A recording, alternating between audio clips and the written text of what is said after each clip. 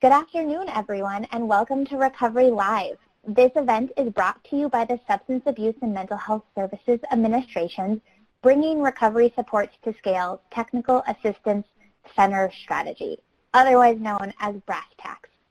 The TA Center is dedicated to increasing access to recovery supports, and we achieve this work through a variety of mechanisms, including a lot of technical assistance focused on systems transformation and developing the capacity of peer-run recovery community and family and youth-led organizations.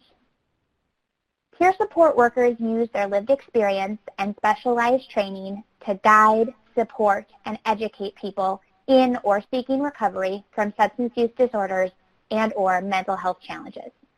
Today, we will be talking about further defining peer support roles and providing supervision to peer support staff to successfully incorporate peer support services into our organizations. My name is Johanna Bergen, and I'm the Executive Director of Youth Move National, and I'm so excited to be with all of you and our fabulous co-presenters today. We're very fortunate to have three amazing presenters.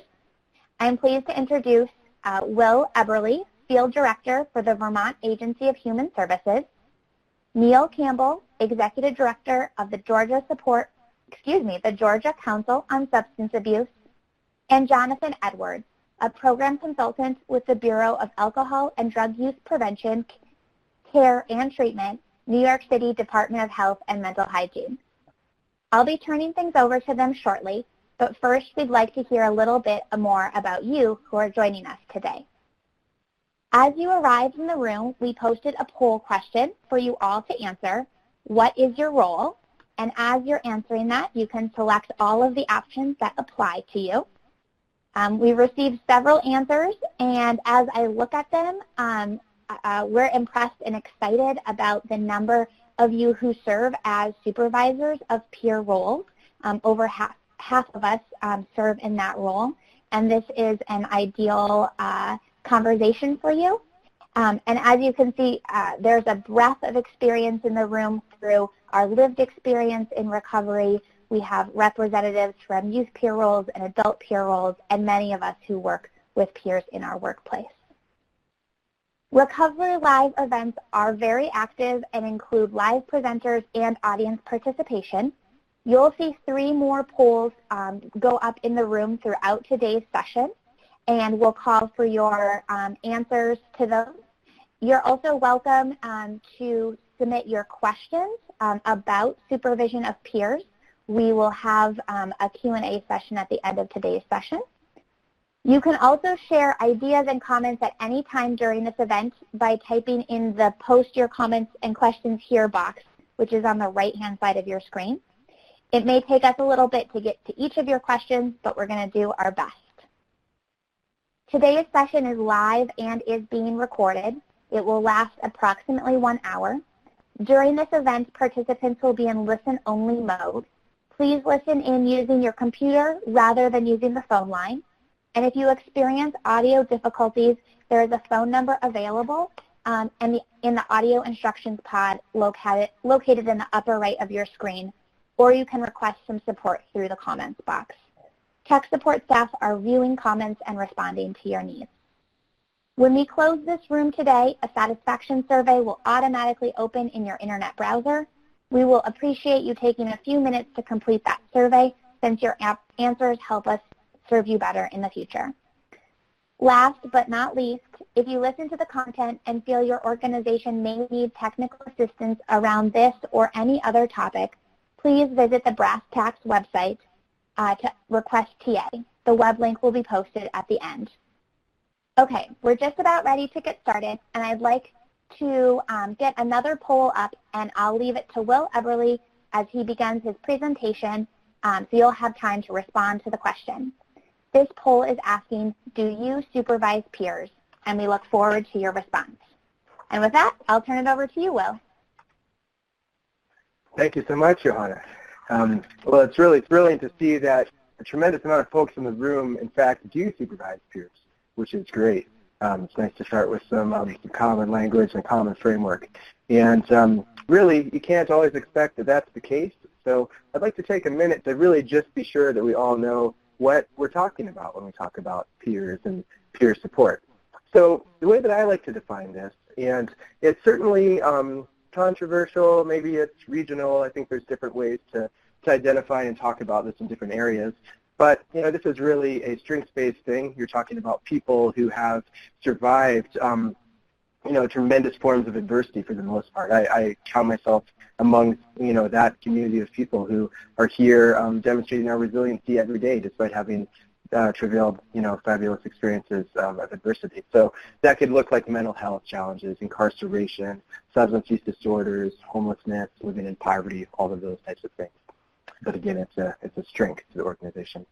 And so now that we are familiar with just the very basic term of peer, when we talk about peer support workers themselves and the active peer support, essentially we're talking about a peer-to-peer model you might see in a veterans program where people with a shared experience of having served in the military are sharing their experiences around that particular topic, or people who've come out of homelessness are working with people who are still in homelessness.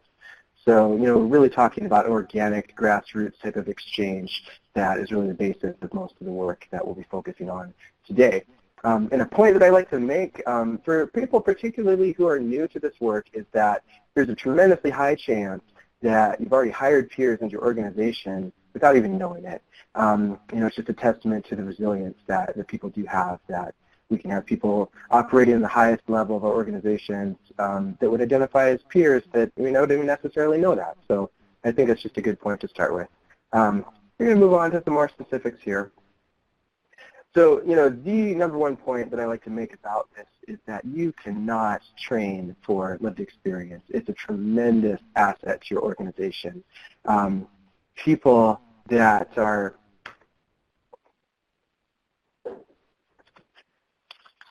bear with me here in Vermont, having a little bit of a technical glitch with the internet. So essentially, we're talking about the value of lived experience. And, people that have survived these forms of adversity are bringing experience that you really can't train for. So, there's just really absolutely no substitute for the lived experience that people bring to the table. And, to really get specific, when you sit down with somebody in your peer exchange, you're talking from a place of knowing that there's really no substitute for, I like to call it people's sort of BS radar. You're sitting down, you're doing some peer support, and, people know immediately that you've actually been through it as well, that you can identify with some iteration of what they're going through, that, it isn't contrived. And that builds a rapport and just sort of a connection that really is the basis of this healing work that we do. So again, I can't overstate how important it is that, we hire people into these positions that really do know what it's like for the people that we're trying to serve. And that said, a person that's doing work in the world of peer support really acts as a liaison and sometimes even a translator across communities. So, you're talking to people that may still be living in a lot of adversity, and then you're sort of really explaining that at the systems level sometimes to people that are in systems of care operating at the highest level, acting as a champion, an advocate, and, really just a bridge back and forth to ensure that people in need of support are getting that and are getting, their fair shake in terms of, services and just the basic fundamental building blocks that everybody needs to thrive. And, another thing that is really just a beautiful byproduct of this work is that as we continue to grow in these roles and get more training, more experience, more competency over the years, it only strengthens the recovery process of people that are acting as peer support staff. So that's another thing that's really important to understand when you think about taking on this work in your own organization. So now that we really are on the same page about, what we're talking about, what a peer is, what peer support is, I like to always be sure that people that are considering doing recruitment for this type of situation have really taken the time to know that they're ready to do the best job possible and really do right by the people that they're going to hire. And I like to call that organizational readiness. So, you have to ask yourself a series of questions. Do you have an environment where it's really trauma-informed? Is it safe to talk about that valuable experience that your staff has gone through? Is it comfortable to, share, recovery stories or wellness tools or things that people will need on a daily basis to really thrive in a work environment? And if it's not, what are some changes that you could make to get your organization more ready and to really provide that environment that will allow all of your employees to thrive?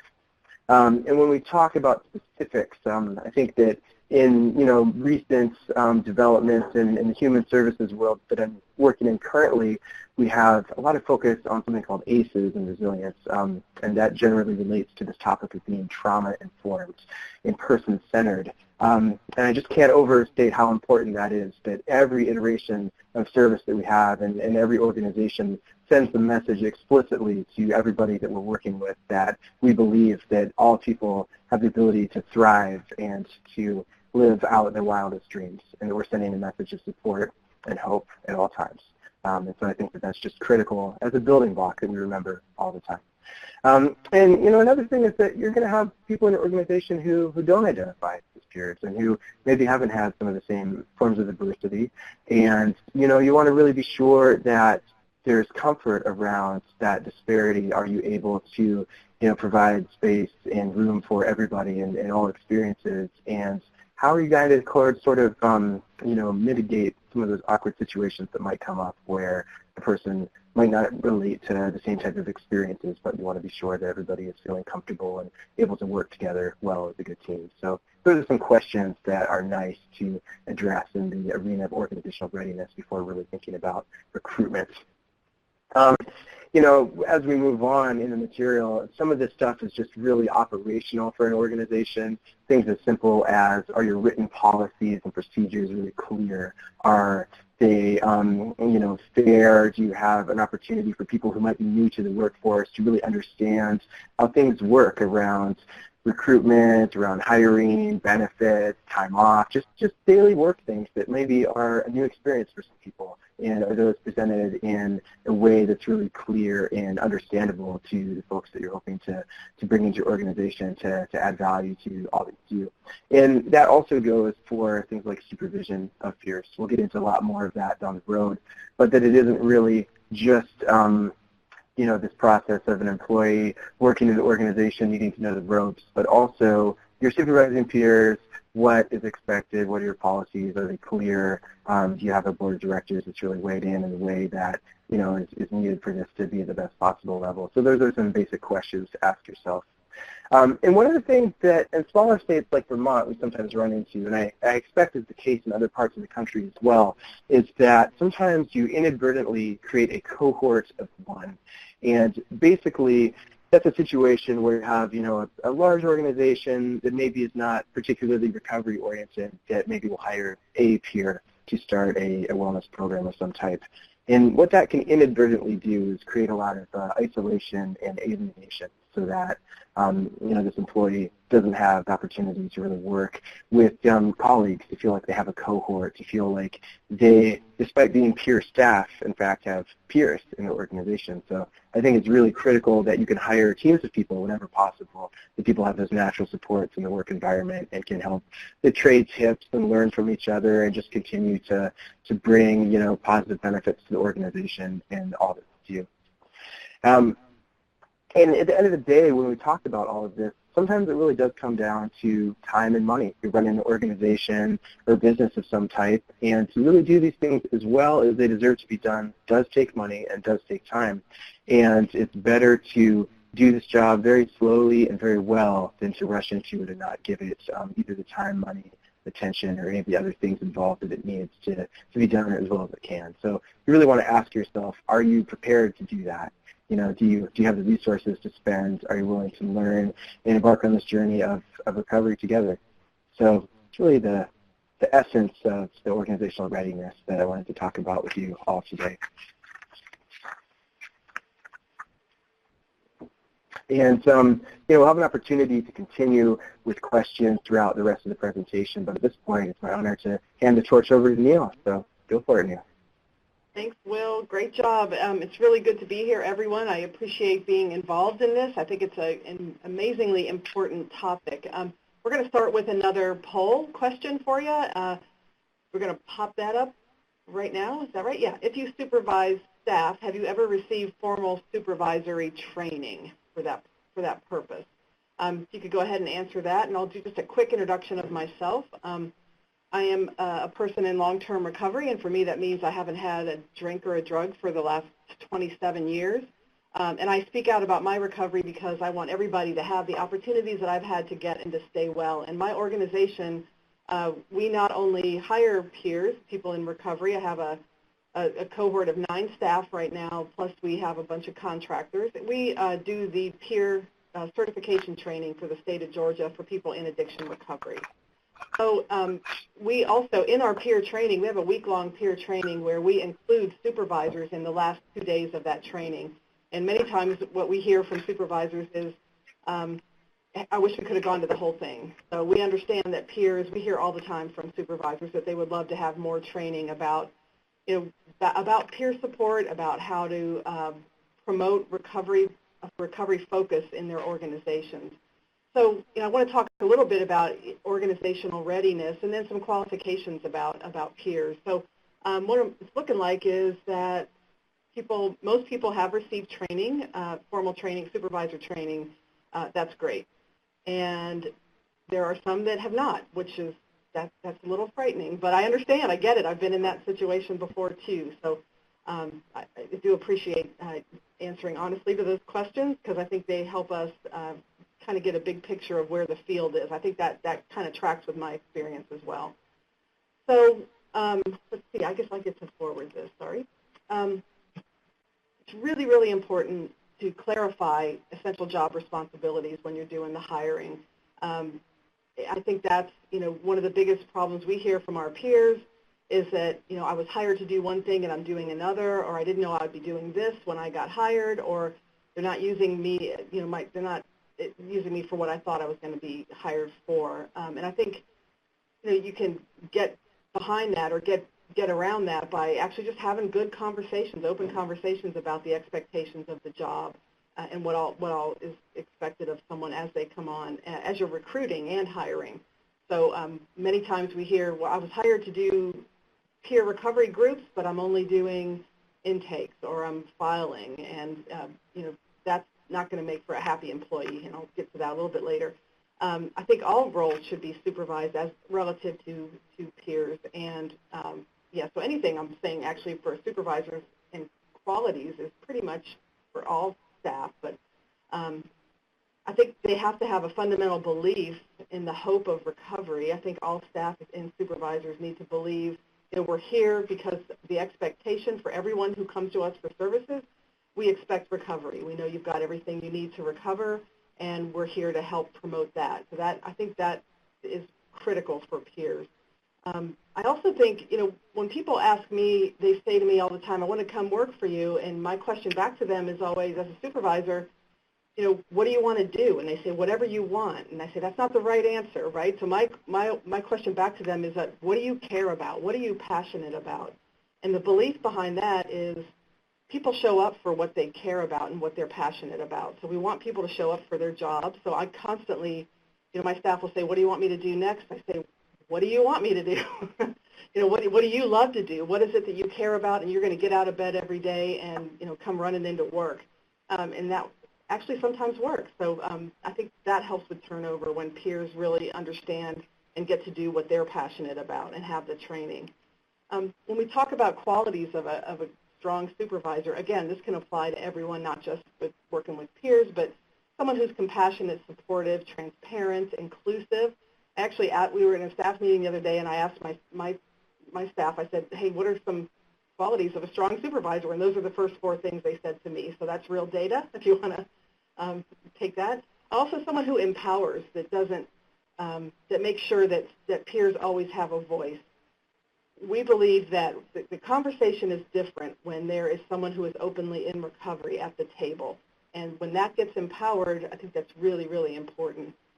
We always hear, many times here, we got to have appropriate boundaries, all of that in terms of sharing. We do a lot of training around effective use of your story, how to tell your story. So it's not just the ability to have a story, but also to use that story to help other people and to set appropriate boundaries. Again, all of this is qualities of not just a strong supervisor of peers, but a strong supervisor. And then I think, a quality that stands out for us here and for me is someone who follows up and makes sure that, people are taken care of, they're feeling heard. We always say we're not trying to fix anybody. We just want to listen. We think if we can listen to people and give them a forum, that's going to make for a happy employee as well. I've got 2 staff out of the 9 right now that are headed down to a regional, it's a regional NA convention, and I love the fact that they're taking care of their own recovery. And I think Jonathan's going to talk a little bit about self-care later on, because that's really important. But how do you make sure that people are taking care of their own, whatever their pathway of choice is, that you're giving them opportunities to take care of that. And I think also following up with, making sure that you're meeting with staff peers regularly, making sure they're getting what they need out of the position too, because it really is a two-way street. And we also think it's very, very important to be inclusive of all staff, that you also have some cross perspectives at the table when you're doing, having staff meetings or talking about roles. We make sure that we have peers at every table. Again, the conversation is different when someone is openly in recovery at the table. We also have a belief that there is a culture of recovery, that there's certain things you can do to promote a culture of recovery, and that peers should be leading that. If you believe in the peer voice, are they talking about how they're getting their needs met and how they're comfortable in their recovery and promoting the culture that they are comfortable in? So I think that's really important.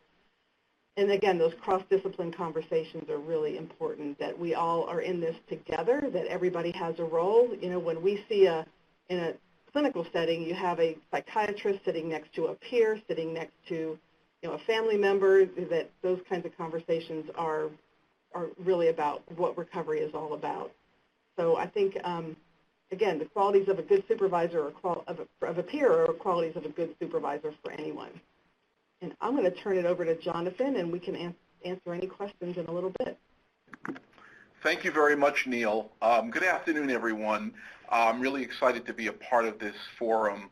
I was just saying to myself and going over my own experience, I said, well, I guess at this point I have many strengths and I also have some challenges, and one might be coordination. So sort of dealing with the screen and the notes and what to say in the polls. And so it's all in the spirit of learning humility, which I think is part of this process, but being a person serving others as well as being a supervisor of those serving others. So that's just my little plug for an introduction. We have a 4th polling question that should come up. Right now I'm looking at the previous one. So polling question number 4, if you supervise peers, did you receive specialized training for this? Now, I think we already asked that. Is that true? Okay. So that's the question that's coming up. What I'm going to do is move ahead and loop back to see if the question came up that I think I was supposed to read. So good afternoon again. My name is Jonathan Edwards. I'm also a person in long-term recovery from substance use and also living with the diagnostic label of clinical depression. So just a little bit about me. I'm a licensed clinical social worker. My experience in recovery allowed me to go back and to pursue some dreams. I'm also a certified peer specialist in the state of New York, and I'm also a doctoral candidate in the social welfare program at Hunter School of Social Work. And I work with the New York Peer Specialist Certification Board, which really formed in late 2014. And as of October 1st, 2015, we have certified well over 1,000 certified peer specialists to provide Medicaid reimbursable services in the state of New York. So I think that concurs with some of the experience that others have shared on the call. As a former director of peer services at Kings County Hospital Center, which is part of New York City's Health and Hospitals healthcare system, I'm pleased to take part in today's Recovery Live Strategies for Supervising Peer Support Workers. I also want to acknowledge Melissa, Will, Neil, and Johanna for the expertise they bring to the table on this topic. My goal is to contribute to this collective dialogue by presenting a few of the most common challenges that have emerged in supervision, and for the purpose of this discussion, supervision of peers. I was asked in particular to talk about two things. One are supervision challenges and solutions, the second being self-care. And they are somewhat related, but also I think a bit fragmented in the sense that I didn't feel much continuity between the two, but I'm going to try to link them as best as I can. The four challenges and corresponding set of recommendations of each challenge are based on both my experience as a supervisor of as many as 28 peer supporters who went under the title peer counselors in that healthcare system, working in 5 different service areas of the hospital, inpatient, outpatient, comprehensive psychiatric emergency program, the primary care clinic, and the partial hospitalization program. So I want to talk a little bit about the 4 challenges and the corresponding set of recommendations of each challenge. And I'll start out by just saying that my initial formal education around supervision took place as a graduate social work student more than 10 years ago. Before I was aware of the grave concerns around both the supervision of peers and the dearth of supervisors who were deemed qualified to assume this critical role as supervisor.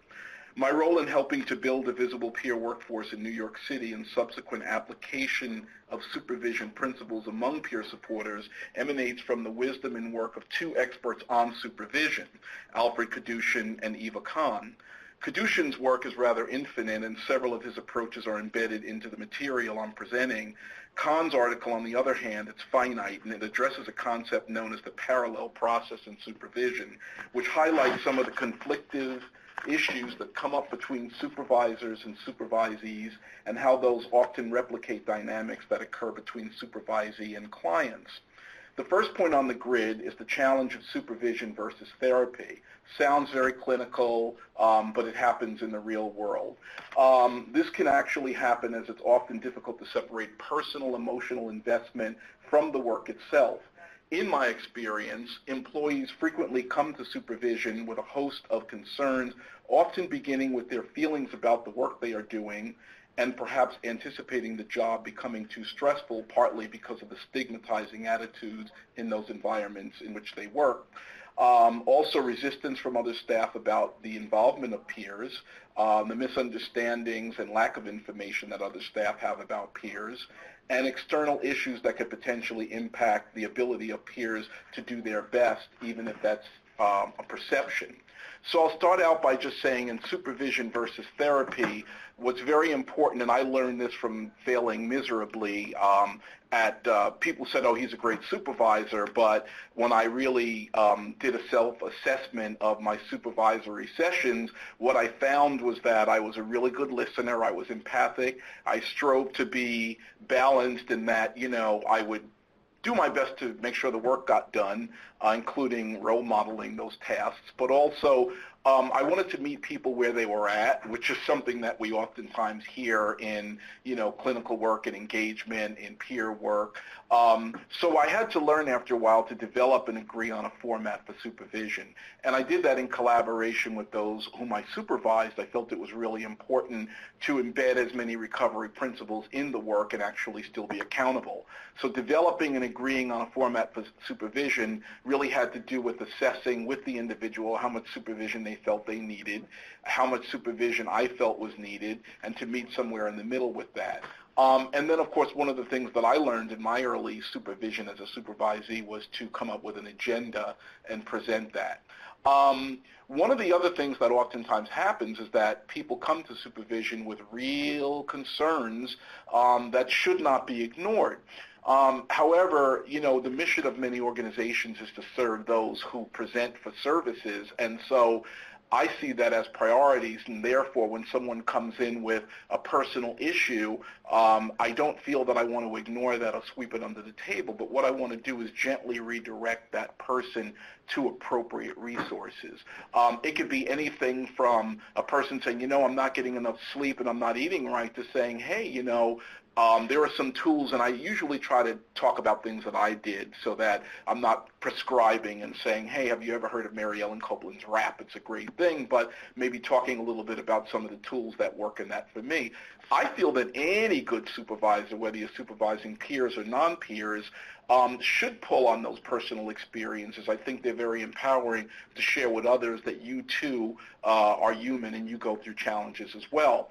But in the final analysis, if someone's dealing with something that's ongoing, it's important to sort of gently redirect. I heard Alex Gitterman, who is a renowned person who does group work and supervision, and he talked about in one of his keynotes that sometimes maybe allowing 5 to 10 minutes of a person to kind of dump or unwind, but then gently refocus them on the tasks at hand. And that's why it's so important to have an agenda and not let the supervision session become therapy, which I often did in the very beginning and sort of in the middle too. The next thing I want to talk about is role ambiguity, and I really appreciate something that Neil said, which had to do with what I was hired to do versus what I'm actually doing.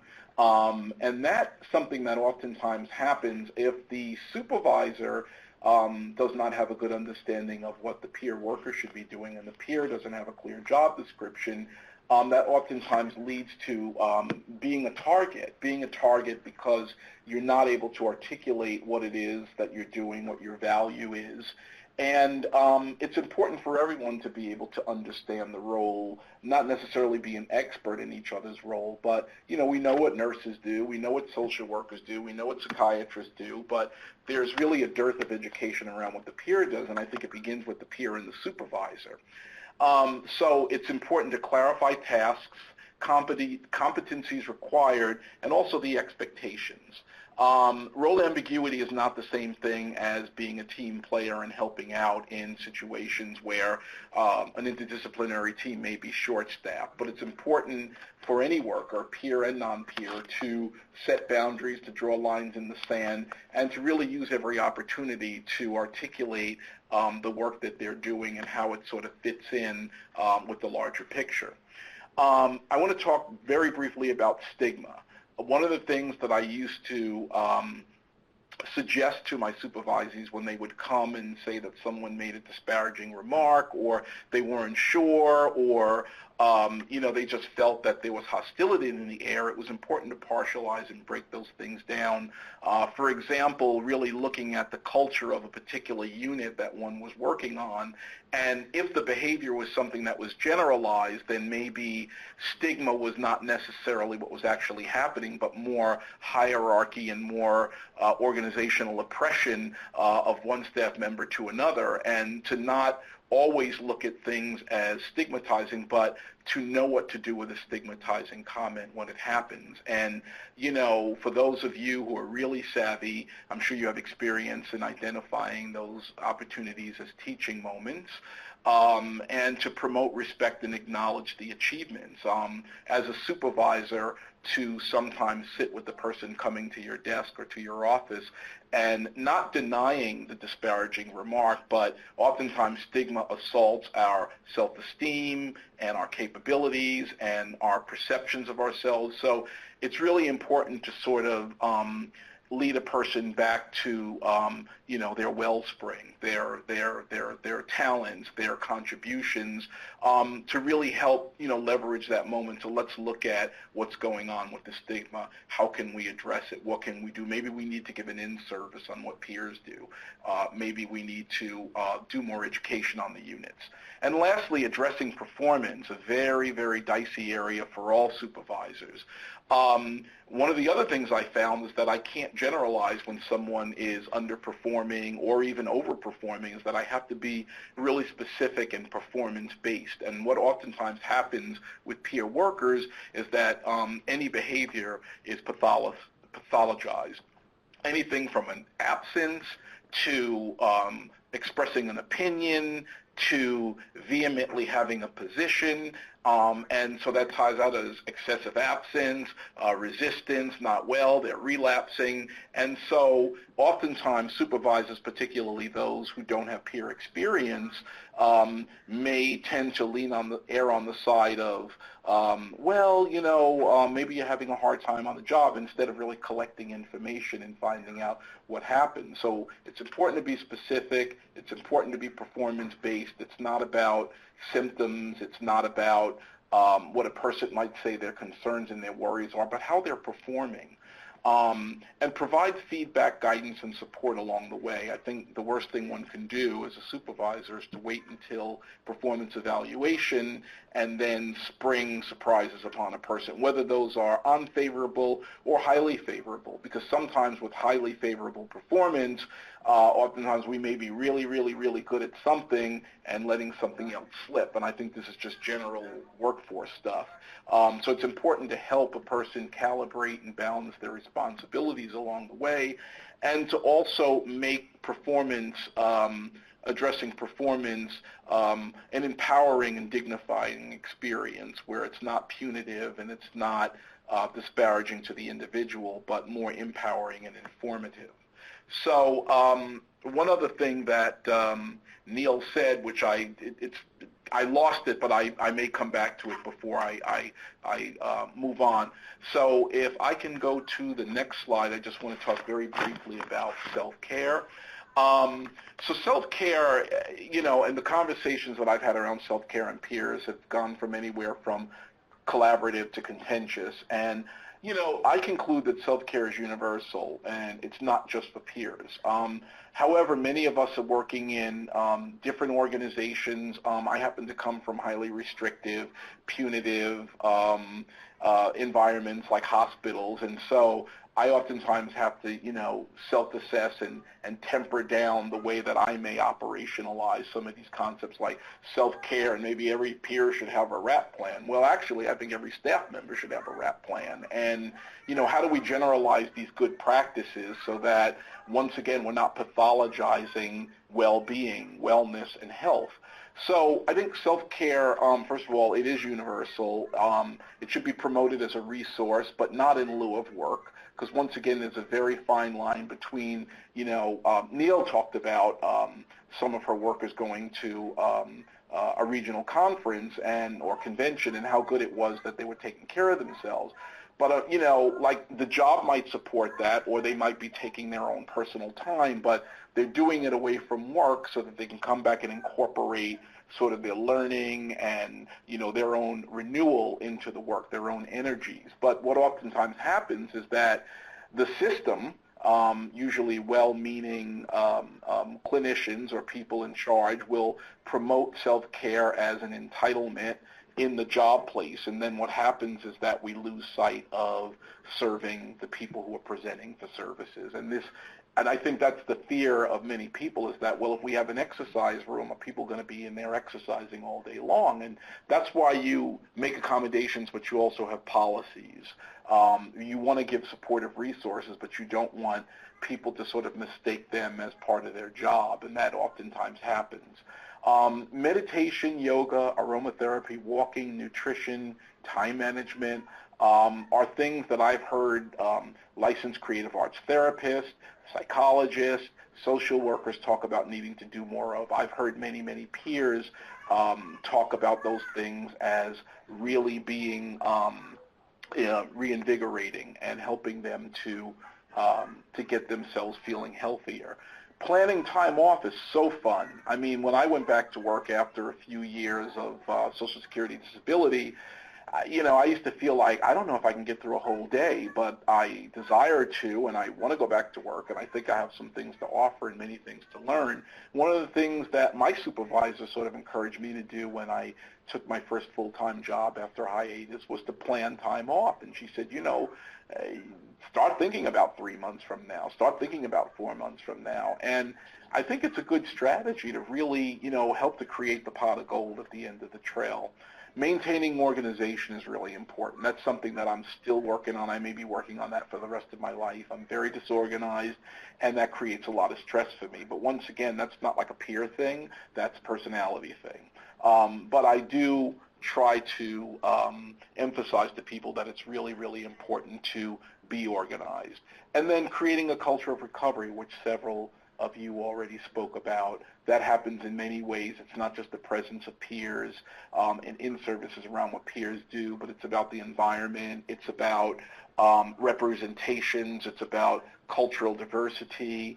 It's about the pictures on the wall. You know, are these pictures sort of, you know, hearkening back to days of, you know, Good Samaritans who may have really been oppressors, or are we really showing the dynamics of people on a wellness continuum and contributions of people getting services as well as peers? So I think self-care is really, yes. I'm going to do a quick time check because we have so many questions to come in if you want to wrap up a final thought for us. Well, this is great because I was just finishing up, Johanna, and thank you very much for that prod. It's really been a pleasure. And so I'm going to look back at the question. Was there supposed to be a different question up? Because I think Jonathan, there's just a nuance to this question is if the training you received as a supervisor is specialized to your role as supervising peers rather than general. Okay, so it looks like in people's current job, the majority of people have received specialized training to supervise peers. And then, you know, it looks like about 14% received training from a previous job, and 30% are saying that they didn't, they've supervised for a few years, but no, they haven't received specialized training. And then about a quarter of the respondents said that they have never received supervision training. I guess that's at all. And just going over to see if there were any non-responses, and I don't see any. But Johanna, I'm going to pass on to you now, and thank you very much. Yeah, thank you so much, Jonathan.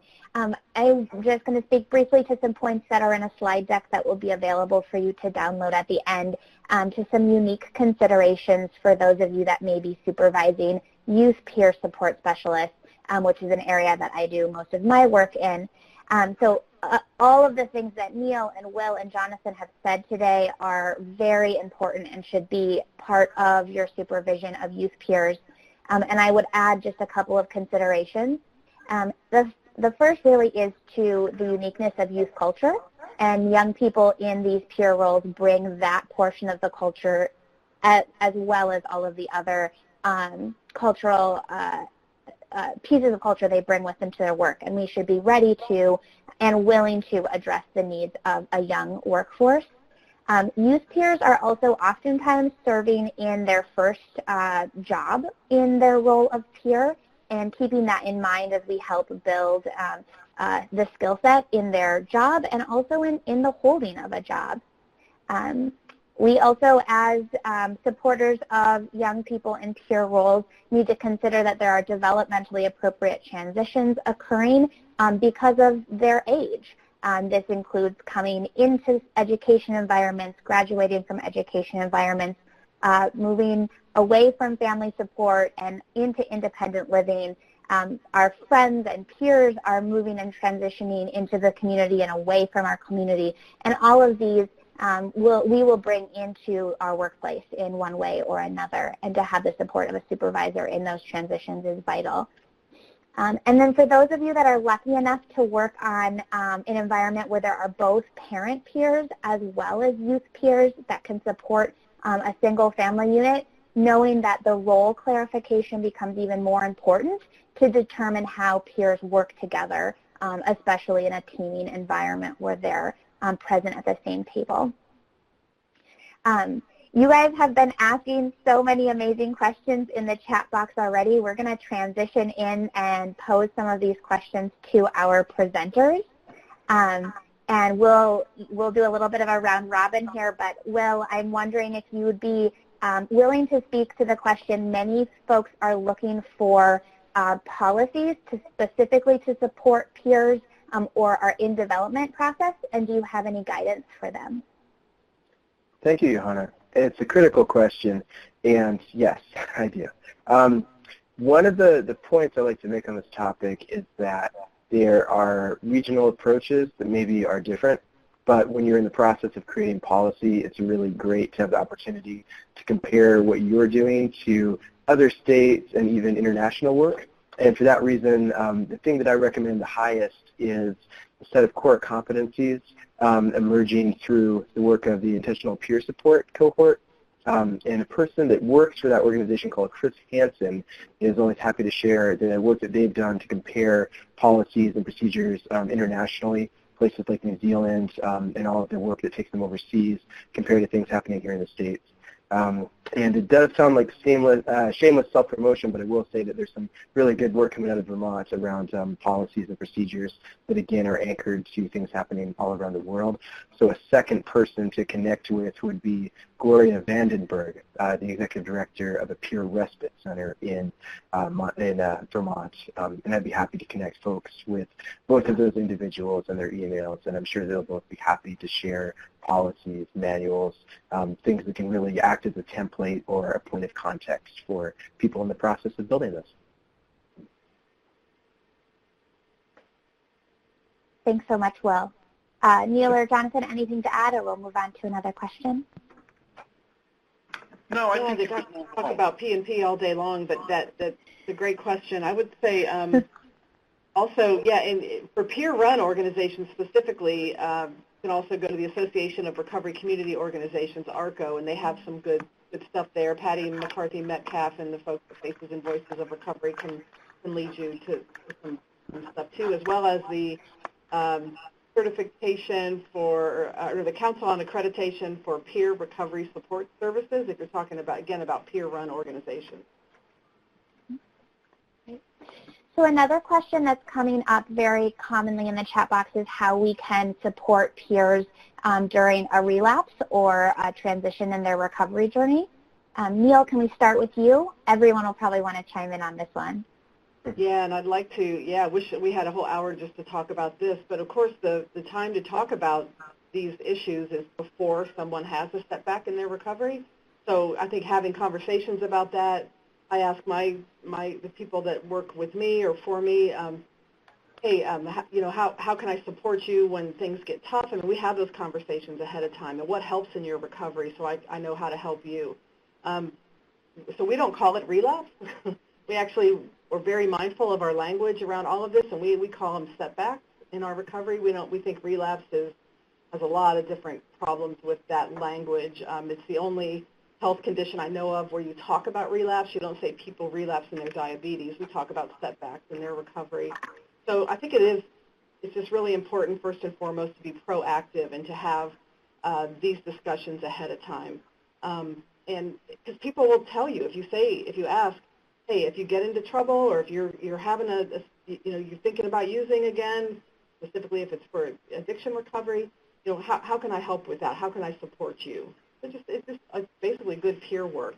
And then I think having good policies, it's not that you don't want someone who is ill working for you, right? But you also, you want to maintain wellness and health. And so I just think having those discussions, getting staff, especially supervisors, comfortable with the language of setbacks and the language of returning to use is really important. If I could just jump in for 1 second, I love what you just said, Neil. That's wonderful. One other thing I'd like to throw in on that topic is that I've found in the process of doing a lot of direct service and supervising a lot of peers doing the same, that the work is incredibly triggering, and it's incredibly helpful to let people know that from the very beginning, that it's important to understand what those things that you might encounter on a daily basis are that could lead to a setback or to some difficulties in your own life, and concurrently to really, from the very beginning, identify those self-care strategies that can allow a person to do the work for the long haul. So just wanted to add those 2 cents. And I really appreciate what Neil and Will said, and I'll just say that when people were newly hired, I don't know that I put a lot of emphasis on the relapse or even put that out there. What I tended to do was to acknowledge the stress and complexities of the job, and also this being a critical stage for people as they were moving from, typically not working to working, as was the case with most of the peers. And I would try to sort of frame it as a wellness thing, as opposed to like, what if you relapse? Possibly saying that, we all have different triggers or activators and different things happen. I just did not want to, and I appreciate, Neil, what you said about the language, and we have to be mindful of that term relapse. I don't know that I ever used that. I think I would talk about setbacks and challenges. So yeah, I think it's important to address, and we all have different ways of doing it.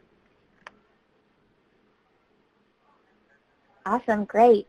Another question that we're hearing about is how do we grow the workforce and recruit new peers into the work, and we've heard references to stigma come up, and I'm wondering, Will, if you could start us off in thinking about recruiting and growing the workforce.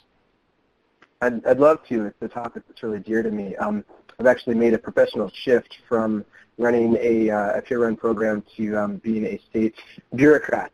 So I very much believe in this topic. So I think that this relates explicitly to this concept of stigma and of getting the message across in a very diplomatic way that it isn't a scary deterrent for an organization to hire somebody that's been through forms of adversity, that that's a tremendous strength that can only help the organization and all the work that they do. And I think that that fundamentally is the message that we need to have a unified voice around to improve the scope and reach of what can be done within the peer workforce. I think that there are a number of opportunities that are emerging with funding and billing codes that we're seeing, particularly in the realm of reentry from incarceration and some of the sort of mentoring for reentry work that we're seeing. Those are definitely burgeoning sectors. But again, I think that there's this liaisonship and translation that we've talked about at other points in the material today, where a person in these roles is really acting as an ambassador and a conduit between large organizations that can sometimes be bureaucratic and faceless and very real people who depend on them to get through the day. So in these roles, all of us, I think, have a duty to be champions and advocates and to have a cohesive voice in stating that, the experience that people bring to the table who have survived adversity, who are now demonstrating resilience, who are thriving, can only improve our ability to serve everybody in every sector. So that would be the biggest plug, I would say. And in addition to that, I would also encourage people, regardless of where they might be working in an organization, at what level, to think about their own professional development and things that would be required to get to the point of having systemic influence and the ability to sort of think about not just getting grants, but being in a position to disseminate them, not just hewing to policy, but making it, things of that nature. So I think there are many opportunities for us to ascend to those positions that can really be tide changers. Yeah. I'm going to not weigh in on that because I think Neil and Will said a lot of good stuff. I don't know that I have anything to add to that. Okay, great. And now the questions just started coming in. We are hearing questions and a lot of excitement, Neil, about that positive strengths-based language you were using. Can you speak a little bit more to recovery language and how that can be supportive of peers in the workforce? Yeah, absolutely. So we talk a lot about, again, about wellness. We get rid of we call them the killer Ds, the diagnosis, the disability, the disease. We don't talk about those. We talk more about how we stay well, right? I think it's really important to, if we have the expectation of recovery. That's a recovery-oriented system. So many times in treatment programs, per se, you hear people say, hey, only 2 out of 10 of you are going to make it here, right? We say that to our peers who are coming in to us for services. We change that around to say, hey, we expect everybody to recover. We have the expectation of recovery here. We become very strength-based. We don't ask what's wrong with you today or what's the matter. We say, what's right with you today, what's going well. I think that kind of language is really can help promote recovery too. We don't talk about people hitting bottom. We think that language is not strength-based because the elevator gets off at every floor. You can do this. You don't have to go out and hit bottom. That kind of language and that it's sort of the social norms around addiction anyway. We're just trying to bust all of those wide open. Hopefully that's helpful, and I'll turn it over to you guys if you have anything else to add. Well, I'll just add a dimension around language that, in addition to everything that's been said, also the cultural aspect of how we engage and how we're very tempted to define people and their experiences. And so if we're dealing in settings that are multicultural, I think it's important for us to be curious, to ask people, how they prefer to be referred to, because it's not just the illness lexicon or health lexicon, but it's also how people are made to feel about, their culture, themselves, their sexuality, their religion, their height, their weight. So we have to be really careful in how we give language or put language to people's experiences, and really, sort of check in with them about how they like to be referred to. Yeah, it was actually our peers who came up with the setback language. They said they didn't like relapse. They wanted to call it a setback. So we're constantly asking peers how they prefer to be referred to. And not only that, we're having our peers who have had setbacks develop a setback policy so they can tell us what helped them. And, that to us is like, of course, they know they've come back from a setback. Of course they should be setting that policy. That's amazing. It's amazing. That's a really good example, Neil, of all of the values and many ways that peers can support and improve our workplace. I love that. Neil, Jonathan, Will, thank you so much for this hour. You have sparked a furious number of questions that continue to come on. Thank you, everyone, for joining us today. We're glad that you will be able to be here.